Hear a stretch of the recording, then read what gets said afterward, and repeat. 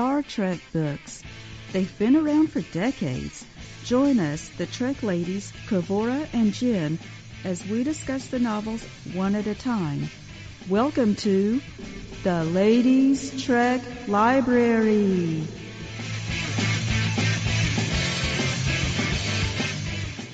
So we are back with another Ladies Trek Library. I'm Kavura, and I'm here with Jen. Hi, Jen. Hey, Kavura, and hey, everyone. I'm happy to be back talking about another Star Trek book. All right, so this time we are reading The Pandora Principle, and it's by Carolyn Clowes. And I'll read the summary from the back of the book.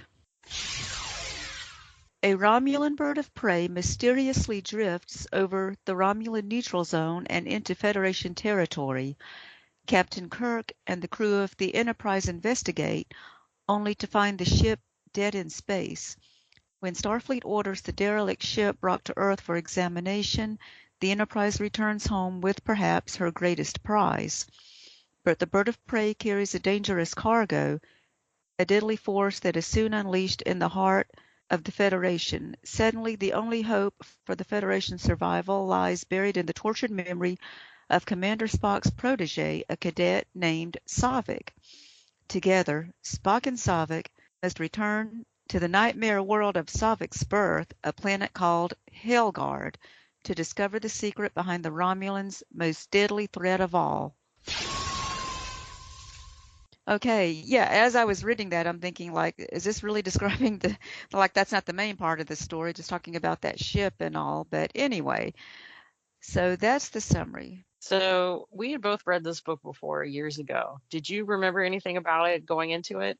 Rereading it now, I see that there's a lot that I had forgotten about it because it was so long ago that I read it.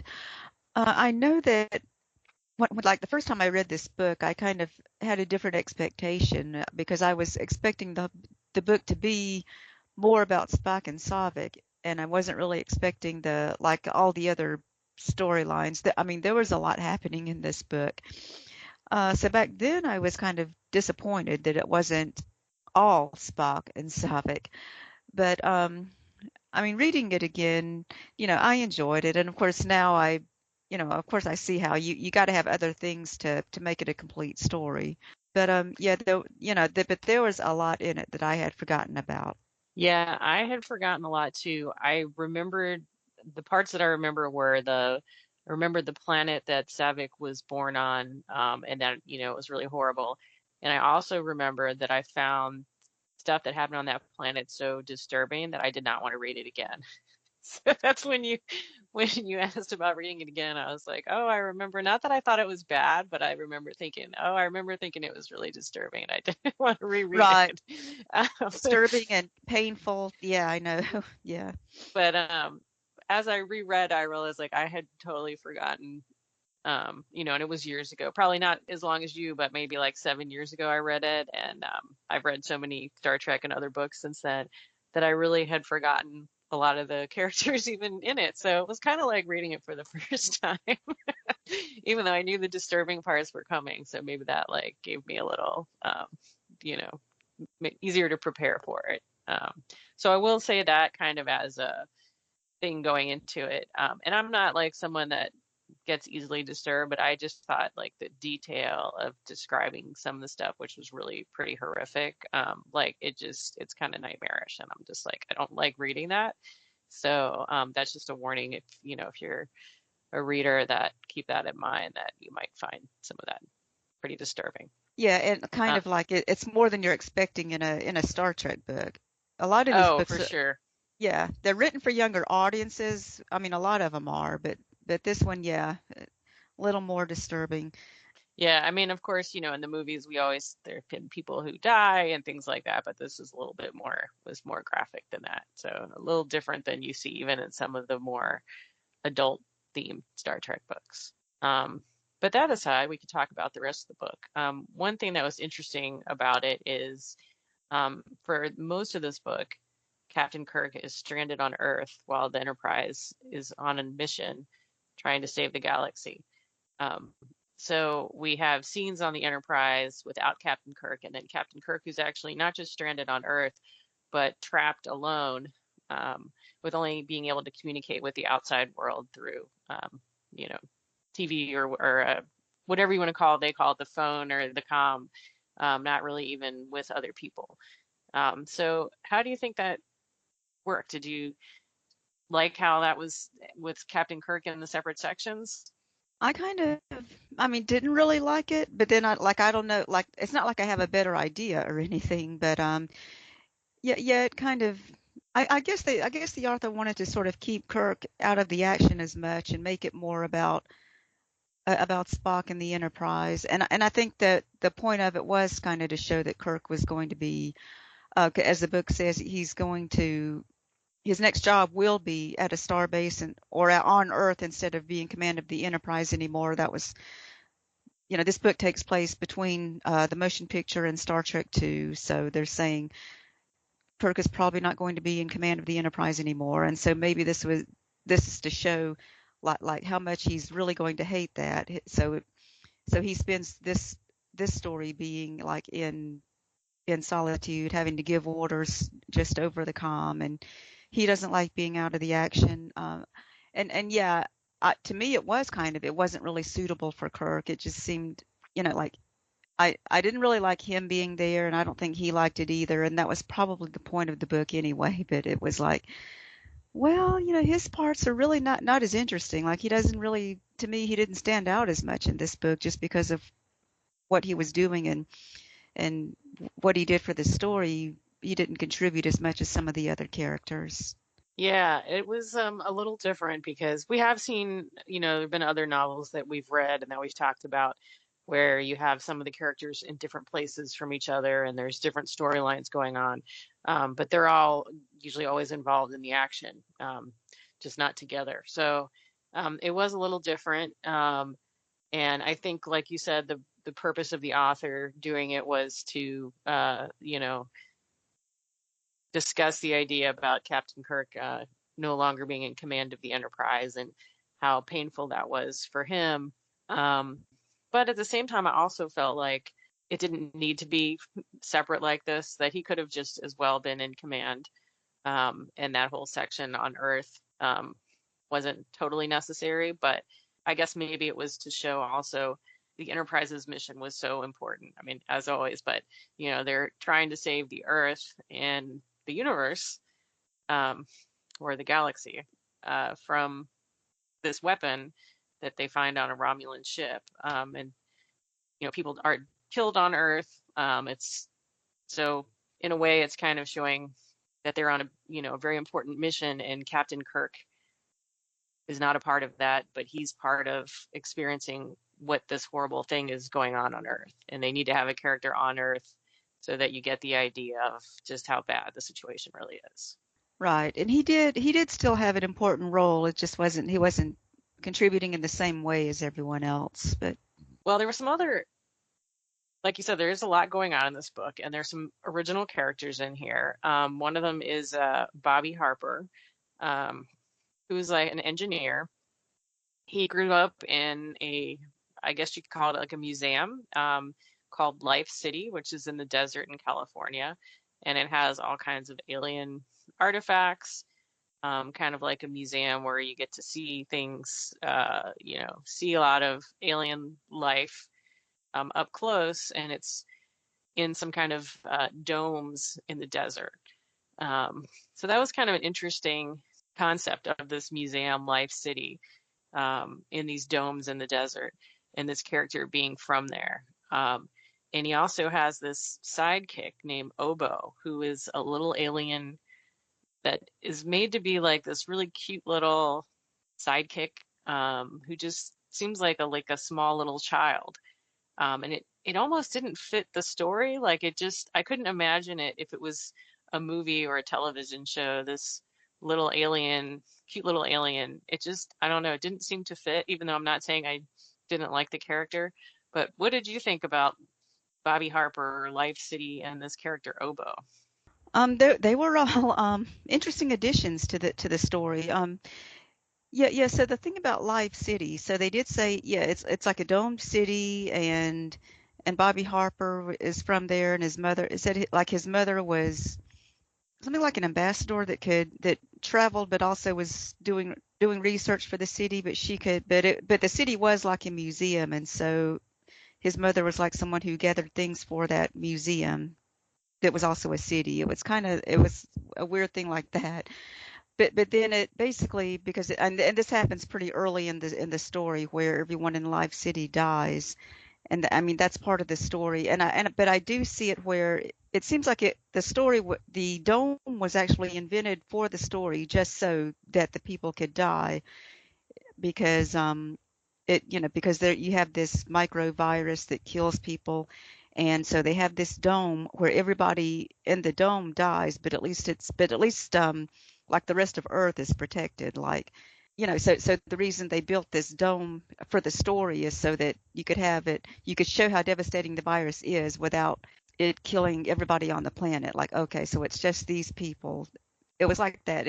In some way it felt contrived because it was there to fit the story, but in another way, it was an interesting idea, and it was good to have like a character from there, and but he wasn't there when this happened, so you get to see his story arc, Bobby Harper, and he was a good character. I like his arc in the story, the way he learned more about himself, and the way he had to advance in Starfleet. And having the character Obo, that was interesting too. Yeah, and saying that like Obo was like his sidekick and also like his friend, a friend that he just won't go anywhere without, or he won't leave him behind. And saying that Obo was even keeping him from getting a girlfriend was funny. Um, but it was neat because so Obo was also like an expert mechanic or engineer, and when they said that, then I started picturing him like the little creature in the Star Trek 2009 movie, the creature that hung out with Scotty. They call him Keenser, except I didn't think they said his name in the movie. But anyway, but he was this little creature that was like short like a dwarf and supposed to be cute and everything. And that's the way I pictured Obo in this book, even though this book was written before that movie. So I don't know, maybe the movie got the idea from this book. But Oh, interesting. I did see the movie, but I saw it when it came out, and I wasn't like a big fan, and I've already yeah, forgotten right. about it. So, Yeah, it just yeah, it made me think of that. So but yeah, I did like the character Obo in this book. He was cute, and the way they made him, I mean, yeah, he was funny, and it was good. And the book had, like had so many, as we said, serious and disturbing parts. And so the stuff with Obo was cute, and it lightened the story in some places. So it was good. I kind of felt like, and this came before that, of course, but Obo also, in a way, reminded me of Jar Jar Binks from Star Wars. Ah, Not quite as annoying. I didn't find Obo annoying, but just the kind of the way he talked and stuff. But of course, this book came out, before the movie, so.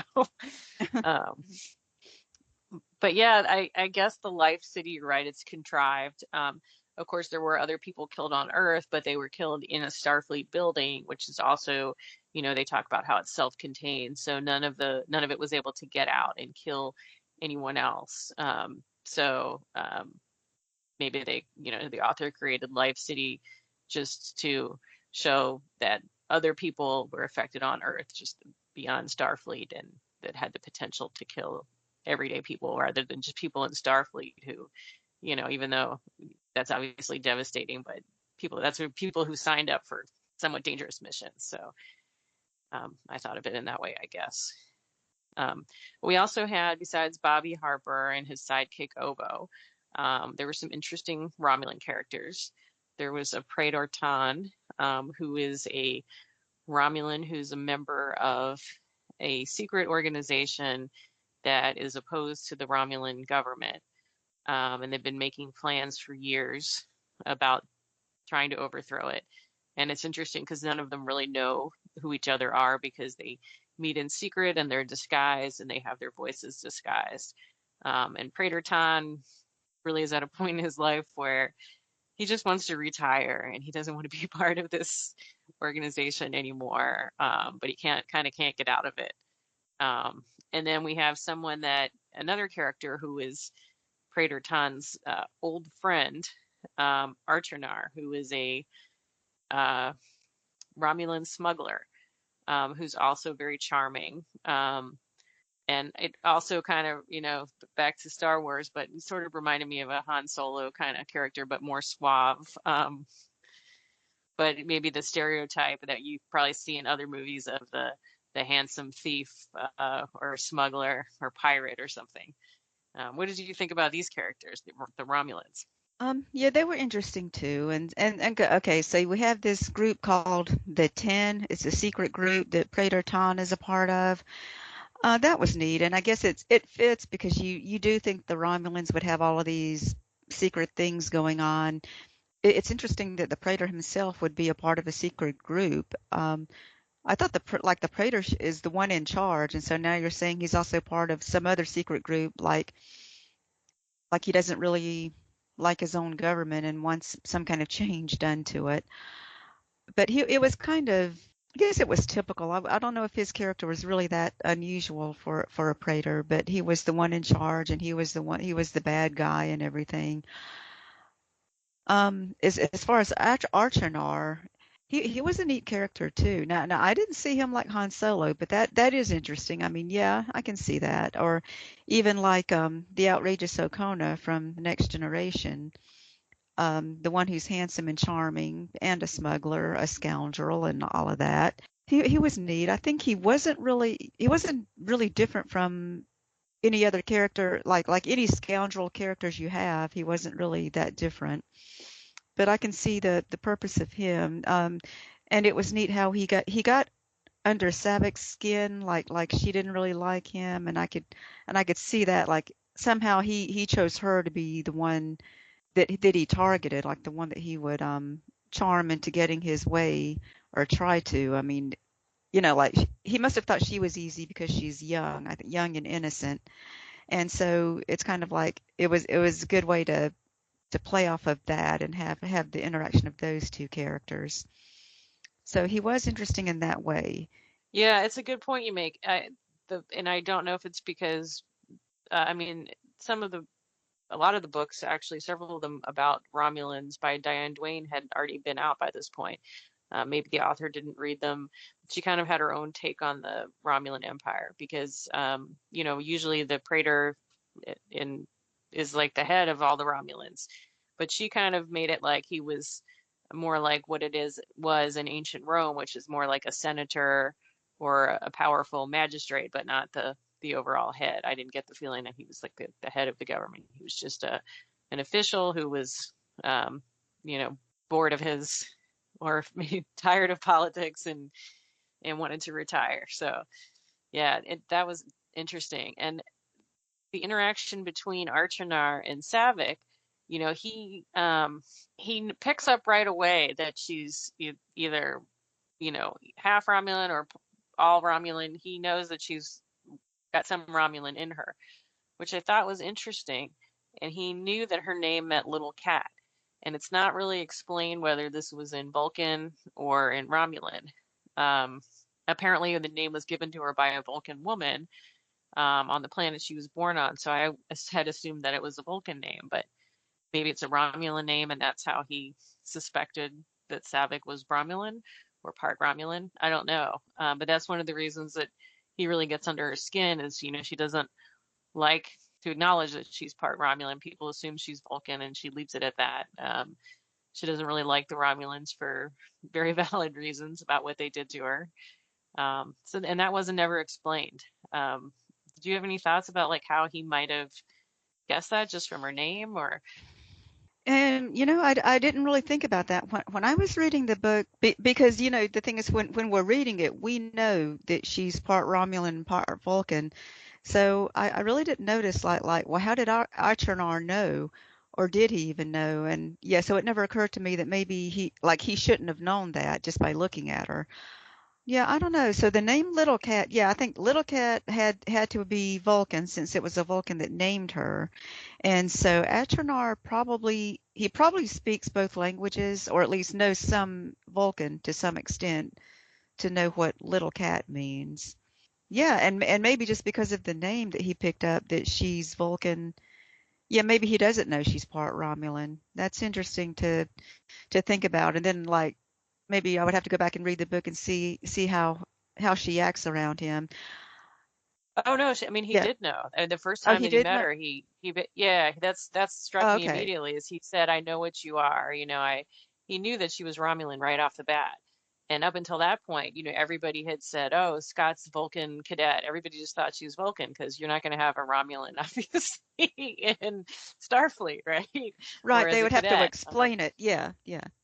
Right. And she behaved as a Vulcan. I mean, she wasn't an emotional, she had reason to anyway before she met Spock when she was a child to repress her emotions. And then she was doing a very good job publicly, if not privately, of not showing any emotion. So I don't think anyone really would have had reason to suspect that she wasn't Vulcan other than maybe an actual Vulcan. But yet he was Romulan and he knew right away. And he kept saying that, giving her saying, "I know what you are, you can't hide." And so that's, the reason she didn't like him. So that made me think, how does he know that? Was there something that, gave her away? It'd be interesting to ask the author. Of course, we Yeah, can't do that. yeah. Yeah, it must be. Yeah, it's kind of like the author is just assuming like it takes one to know one, like or just because or maybe he is just that perceptive that he just can recognize one when he sees one or something. But yeah, that is interesting because yeah, and I do know she was like by this point she was at Starfleet Academy and she was already as emotionless as she could be trying to act that way because that's what she was trying to emulate Spock. Spock was her idol and she wanted to be Vulcan. She said she wanted to register as a Vulcan. So that was part of her character. Yeah, and it was interesting. The author, Carolyn Clowes, said that she was inspired by Robin Curtis's portrayal of Saavik in Star Trek 3. Now, I did not read that until after I read the book. I always read the book and then I try to read in Voyages of the Imagination or elsewhere a little bit about the author and what what went into making the book, but I don't want to know ahead of time. So the whole time I'm reading it, I've pictured Kirstie Alley in my mind. Did you picture her as one way or another? I pictured her more as Robin Curtis. I think mostly just because that was on the cover, right? It was the Robin Curtis character that was on the cover of the book. So you just kind of think, well, I think they probably patterned her more that way. But Ah, well, I was it's reading it on yeah. Kindle, so I did not look at the Yeah. picture. Well, yeah. Well, Interesting. actually, I read it on Kindle too this time, just because. Yeah, I did this time, but the first time I read I had the actual book, and somehow I got rid of all my books over the years, and some of them I rebought on paperback, and some of them I have the ebooks. But, but yeah. Anyway, somehow I pictured her as Robin Curtis as she was in the book, but it's different seeing her as a younger person. I mean, as a child, I just pictured her as the book described her as a feral child with the long hair and just being real bony, skinny, and not really recognizable. But yeah, yeah. But that is interesting that that's the way that the author wanted her, that the author patterned her to more as the Robin Curtis, the Star Trek 3 version that was more emotionless because Kirstie Alley portrayed her with more emotion in Star Trek 2. Yeah, she did, and I think maybe that's part of why I imagined it as Kirstie Alley because we start off in this book with Saavik, obviously very emotional, gets very angry she's very quickly, and it isn't until she's older that she has more control of her emotions, and even then, publicly she's emotionless, but you can see the real, inside her mind, the real struggle that she's going through, and she does Spock sees her emotions. She can't control her anger as much when she's around him in private. And of course, from the movies, we got really pretty much no backstory for Saavik, really didn't know anything about her. Um, so did you think this was a good backstory for her? I liked it. And I mean, even though it's really, yeah, yeah, it really is horrific and everything. I think that didn't the backstory start with the book for Star Trek 2 by Vanda McIntyre. I think that actually mentioned Hellguard first but they didn't really develop it. It just mentioned that she's from a planet called Hellguard. And I guess with a name like that, which was really a nickname, this book says, but with with a name like that, you're thinking it had to be something like a terrible place to grow up.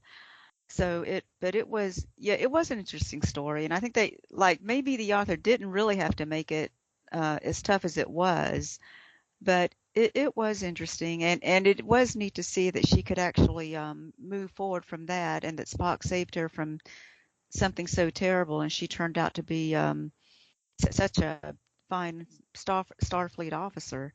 Yeah. Oh, I did read that Carolyn Clowes did draw a little inspiration as well from the Star Trek 3 novelization, which I have not read.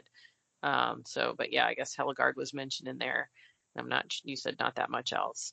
So maybe she just used the name Hellguard to kind of draw on her imagination of a hellish planet, which, like I said, that was what stood out in my memory. The only part of the book that I remembered was that planet and how horrible it was. And Saavik was rescued there along with other half Vulcan, half Romulan children. I did think it was an interesting backstory, and seeing how she went from, you know, extremely emotional, traumatized, to the person that she became. And we didn't even see, we still in this book, she's, I guess, about 18 years old, so she's still not not who we'll see in Star Trek 2 and 3, still, developing. So I thought it was an interesting backstory. But one thing that bothered me the whole time was what happened to the other children that were rescued on the planet. They never mentioned them again. There's a big thing in the beginning about how when the Vulcans go to this planet to rescue these half Vulcan, half Romulan children who've been abandoned by the Romulans and basically left to die on a planet with, no resources, like a desert planet, that they've got this plan in place that they're going to take them someplace else and try to educate them. And, these children are kind of like savages because they've been trying to survive on their own. And, Spock is very adamant about, like, these children are Vulcan also, and they need to be able to have the option to go to Vulcan and have a home and not just go to another planet, and we treat them like they're refugees without a place, without a state. And that's how he ends up taking, sort of becoming the guardian of Saavik, because she decides the children, because they agree basically with Spock that this can happen, but the children have to choose. Do they want to go to Vulcan? And Saavik doesn't want to go to Vulcan to be with the family, because it's not a family that she ever knew. So Spock kind of raises her. I found it was really interesting, but then I was, like, at the same time all wondering, well, what happened to the other kids? They don't ever talk about, like, did they turn out okay? Or are they traumatized? Like, it kind of was like just a dangling thread. Yeah, Did you think about yeah, that at all? I did. I thought about that too, because I was thinking, like, when Saavik was at the academy, maybe they should have mentioned that she stayed in touch with some of the other kids, and maybe she became friends with them, and something like that. That it could have been mentioned in the book, but it wasn't. So yeah, but actually, then I found out there is another book that I think was written a long time later. But have you heard of Unspoken Truth by Margaret Wonder Bonanno? That one actually follows up this story, and it does mention some of the other children from Hellguard, but I haven't read it. But Oh, no, I have not read that one. yeah, so yeah, so now that I know about it, yeah, I think I do want to read that book too. So, but so at We least can we know add there that to was our list. we can. So so at least there is another book that follows up on it, and yeah, I guess the author just didn't think, because she was so interested in Saavik for this book, she didn't think about even mentioning the other kids. Yeah. Um, but besides that, I did, it was an interesting for sure story for sure. Um, and that gets us into Spock and Saavik's relationship. What did you think about it in the story, and especially with what we know, from the movies? Yeah, I love the way the relationship was handled in this book. The way it showed how Spock was so good with her, and it's like this is something like that he was meant to do. It was Uhura noticed it, like how Saavik was kept asking Spock all these questions, and Uhura said like, and Spock is loving it or something like that. How the book says that Saavik was just so curious, and she had a long attention span, and she really wanted to learn, and that's all that Spock could really give her was knowledge, and it wasn't like human relationships where she didn't need him to compliment her or say she was doing a good job, and he couldn't give that to her anyway. So it worked out well. The two of them but were able to work so well together. They sort of provided just what each other needed, and even when she got older in Starfleet, and she she was still dependent on him for advice and learning about humans, and he could tell her what he learned about humans and all these observations. So it was a good relationship they had, and I love the way it was developed here. Yeah, you really got to see, Spock as a father figure, and I think it was done in a way that it couldn't have necessarily been done if it was a Vulcan child, because obviously Saavik, she had all these emotions, hard to deal with in the beginning, and Spock was able to handle it, I think, better than maybe a lot of other Vulcans would have been, because he didn't have a horrific background like her, but he did grow up, being somewhat of an outcast, never feeling like he fit in, not being completely Vulcan. So understanding a lot of what she was coming from. So I think that made him the perfect person to be able to help her with a lot of what she was going through, because he understood, even though he couldn't, you know, tell her any of this. Um, but it's funny because he's so patient with her and doesn't get upset, which of course he's not supposed to get upset anyway as a Vulcan. But of course, it's kind of like the opposite of his interactions with McCoy. He gets annoyed at McCoy, even though he's not supposed to get annoyed, and he doesn't like the questions. And Yeah. but here he's like the opposite. It's very, very patient, and it just kind of reminded me of my cousin's daughter. I remember being on a trip with her when she was like 7, and she was asking 5 million questions. We were in the car for a while, and this and this and this, and he answered every single question. I just thought in my mind, I don't think I could do this. Like, this kid's annoying. Uh-huh. I just tell her like, no more questions, right? But Spock Right, wasn't like yeah. that. Like, he took it, you know. The only thing that I'd say is that, this was the first I believe this was the first book that I read with Saavik as a character. And I think reading this made it really hard for me to like some of the other, there are some other novelizations where, this doesn't really happen it kind of happens in the movie, but, it's not exactly because it got cut, and it's, you have to infer with Spock and Saavik getting together. And of course, that was Pon farr. So it was kind of necessary. But in some of the novels, they have Spock and Saavik in a relationship, getting married. And as good as maybe some of the writing was in those books, like it never sat well with me, because I had read this book and I really felt like they had a father-child relationship. And so it just seemed super creepy to me in other books for her. Of course, those were different authors who may never have read this book.